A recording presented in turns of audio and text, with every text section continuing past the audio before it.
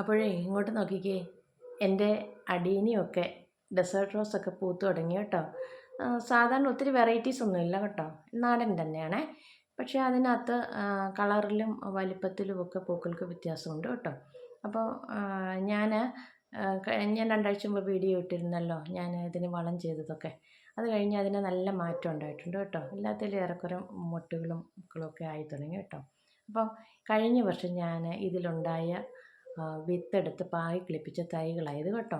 കാരണം 2, 3 വിത്തുകൾ എനിക്ക് കിട്ടിയിരുന്നേ. ഞാൻ നഴ്സറി ചെന്നപ്പോൾ എൻ്റെ അടുത്ത് പറഞ്ഞു, ഈ നാടൻ അഡീനിയ ഉള്ളതെന്ന് പറഞ്ഞപ്പോൾ എൻ്റെ അടുത്ത് പറഞ്ഞു, അതിൽ കായകളുണ്ടാകത്തില്ലേ, അത് മൂത്ത് വരുമ്പോഴേക്കും 2 സൈഡിലും റബ്ബർ ബാൻഡ് ഇട്ട് വെക്കണം. അപ്പോൾ അത് അല്ലെങ്കിൽ പൊട്ടി അത് പൂപ്പന്താടി പറന്ന് പോകുന്ന പോലെ പറന്നു പോകും. അത് കിളിപ്പിച്ച് കഴിഞ്ഞാൽ നല്ല വെറൈറ്റി ഈ പൂക്കളുണ്ടാകുന്ന തൈകളൊക്കെ കിട്ടും. കോഡക്സൊക്കെ നല്ല വലിപ്പത്തിൽ കിട്ടും എന്നൊക്കെ എൻ്റെ അടുത്ത് പറഞ്ഞു. അപ്പം ഞാൻ വന്നപ്പോൾ എൻ്റെ അടീനിയത്തിൽ അതുപോലെ എൻ്റെ നാടനാണല്ലോ, അപ്പോൾ അതിൻ്റെ അതിൽ ഇങ്ങനെ കായകളുണ്ടായി. ഞാനതങ്ങനെ എടുത്ത് സൂക്ഷിച്ച് വെച്ചിട്ട് ഞാൻ പാകി കിളിപ്പിച്ചു കേട്ടോ. മണലും ചാണകപ്പൊടിയും മാത്രം മിക്സ് ചെയ്തിട്ട് അതിൻ്റെ അകത്ത് പാകി കിളിപ്പിച്ചേ. ഇനി 10-60 തൈകളുണ്ട് കേട്ടോ. അതിൽ 2-3 എണ്ണം പൂത്തു. ആ പൂത്തതൊക്കെ കുറച്ചൊക്കെ വെറൈറ്റി മൾട്ടി പെറ്റൽസ് ഒന്നും ആയിട്ടില്ല. പക്ഷേ വെറൈറ്റി കളറിനൊക്കെ മാറ്റം വന്നിട്ടുണ്ട് കേട്ടോ. അപ്പോൾ ഇതിൻ്റെ കോഡക്സൊക്കെ നല്ല രസമാണ്. നല്ലതായിട്ട് ചൂടൊക്കെ കണ്ടോ. ചിലതൊക്കെ ഇങ്ങനെ നിറയെ ഞാൻ ആദ്യമായിട്ടല്ലേ ചെയ്യുന്നത്. അതുകൊണ്ട് ഞാൻ ഒത്തിരി വലിയ സംരക്ഷണമൊന്നും കൊടുത്തില്ല. ഇങ്ങനെ മേളിൽ ഇതുപോലെ പോട്ടിൽ ഞാൻ ഇട്ടു. പിന്നെ ഇത് കണ്ടോ, ഇത് ഞാൻ രക്ഷിച്ചെടുത്തതാണേ. ഇതൊരു മൾട്ടിപ്പെറ്റലാണ് കേട്ടോ.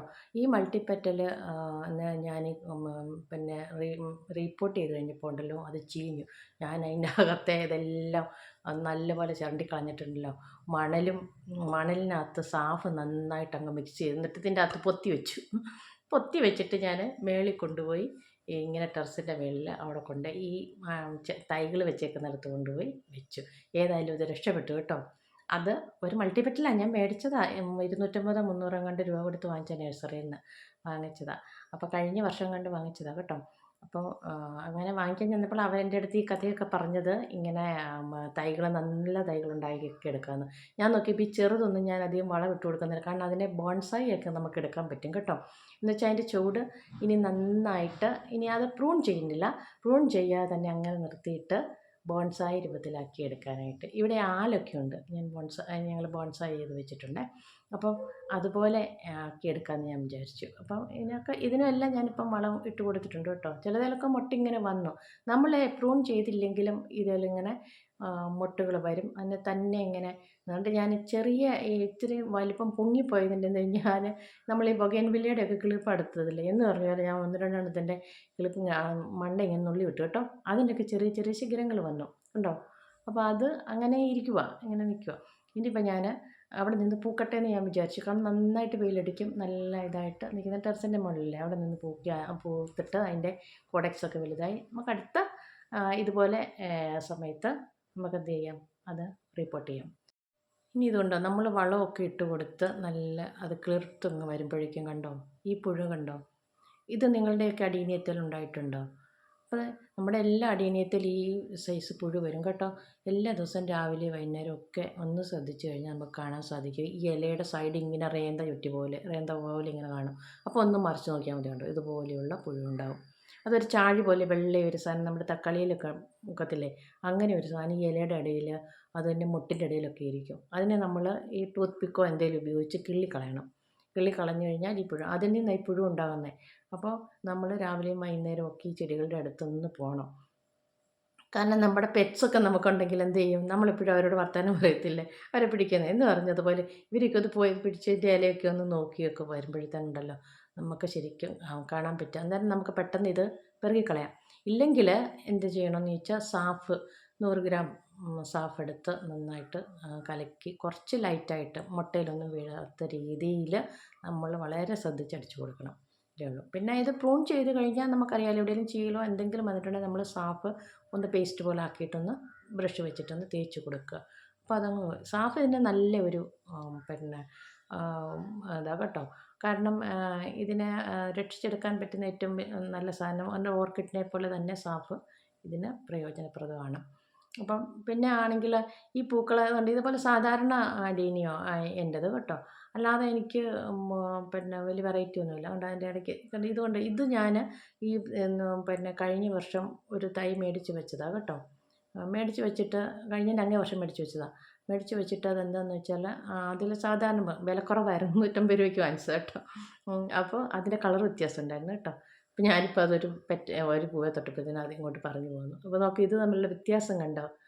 അങ്ങനെ ഈ വെള്ള വാങ്ങിച്ചിട്ട് ഒരു 3 വർഷത്തിലേറെയായി. 100 രൂപയ്ക്ക് വാങ്ങിച്ചത്, ചെറുതായിരുന്നു കേട്ടോ, ചെറുതായിട്ട് വാങ്ങിച്ചതാണ്.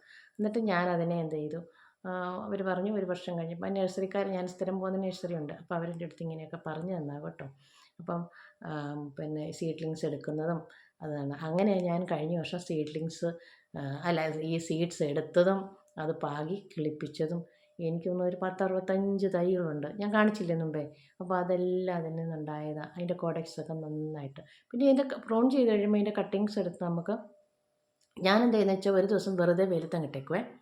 അപ്പോൾ അതിൻ്റെ ആ പച്ചപ്പ് ഇതൊക്കെ മാറിയിട്ട് അതിൻ്റെ ചുവട്ടിൽ ശകലം ഈ കട്ടിങ്ങിൻ്റെ ആ ഭാഗമില്ലേ, കട്ട് ചെയ്ത ഭാഗത്ത് സാഫ്, അതിൻ്റെ മദർ പ്ലാന്റിലും കൊടുക്കും, പിന്നെ കട്ടിങ്സിൻ്റെ ചുവട്ടിലും സാഫ് പുരട്ടിയിട്ട് ഞാൻ ഈ പറഞ്ഞതുപോലെ മണലും ചാണകപ്പൊടികളും അതിൻ്റെ അകത്തോട്ട് വെറുതെ കുത്തി വെക്കുകയാണ് ചെയ്യുന്നത്. അതെന്ന് പറഞ്ഞു കഴിഞ്ഞാൽ മേളിൽ ഞാൻ പറഞ്ഞില്ലേ ഒരു പോട്ട് നമ്മൾ ടെറസിൻ്റെ മേളിൽ ഉണ്ടാക്കിയിട്ടുണ്ടല്ലോ, ആ പോട്ടിനകത്തോട്ട് ചാണകപ്പൊടിയും മണലും കൂടെ മിക്സ് ചെയ്തിട്ട് അതിൻ്റെ അകത്ത് കുത്തി വെക്കും. അതവിടെ ഇരുന്ന് ചിലത് പിടിക്കും, ചിലത് പോകും കേട്ടോ. പക്ഷേ മുക്കാലും പിടിക്കും. പക്ഷേ കോഡക്സ് ഒന്നും ഇതുപോലെ വരത്തില്ല കേട്ടോ. അതാണ് ഈ കോഡക്സ് ആണ് ഇതിൻ്റെ ഏറ്റവും നമുക്ക് ആകർഷണീയമായിട്ട് തോന്നുന്നത്. കാരണം ഇതിനെ ഏറ്റവും നല്ല ബോൺസായി ആക്കി മാറ്റാൻ പറ്റും. അതുകൊണ്ടാണ് നമുക്ക് ഇത് ഭയങ്കര രസകരമായിട്ട് വരുന്നത്. പിന്നെ ഈ പുഴുക്കളെ നമ്മൾ നോക്കി കളയണം. കണ്ടോ, ഇത്രയും വലിപ്പം വെച്ചു. ഒരു ദിവസം നോക്കാതിരിക്കുമ്പോഴേക്കും അവരൊരു ദിവസം കൊണ്ട് ഇത്രയും വലിപ്പം വെക്കും കേട്ടോ. അപ്പോൾ നമ്മുടെ പെറ്റ്സിനെ നോക്കുന്ന പോലെ തന്നെ ഇവരെ പോയി രാവിലെയോ വൈകുന്നേരമോ നോക്കി ഇത് കണ്ടുപിടിച്ച് പെറുക്കി കളയണം. അപ്പം അടീനിയത്തിൻ്റെ കെയറിങ് നിങ്ങളെല്ലാവരും ചെയ്യുന്നുണ്ട്. ഞാൻ എൻ്റേതായ രീതിയിൽ പറഞ്ഞതേ ഉള്ളൂ. അപ്പോൾ എല്ലാവർക്കും ഇഷ്ടമായെന്ന് കരുതുന്നു. ഇഷ്ടമായാൽ സപ്പോർട്ട് ചെയ്യണേ, അതുപോലെ തന്നെ ഫോളോ ചെയ്യണം. ഇതുപോലെയുള്ള ചെറിയ ചെറിയ കാര്യങ്ങളാണെങ്കിൽ പോലും നമുക്ക് എല്ലാവർക്കും പ്രയോജനപ്രദമാവുമല്ലോ. ഓക്കെ.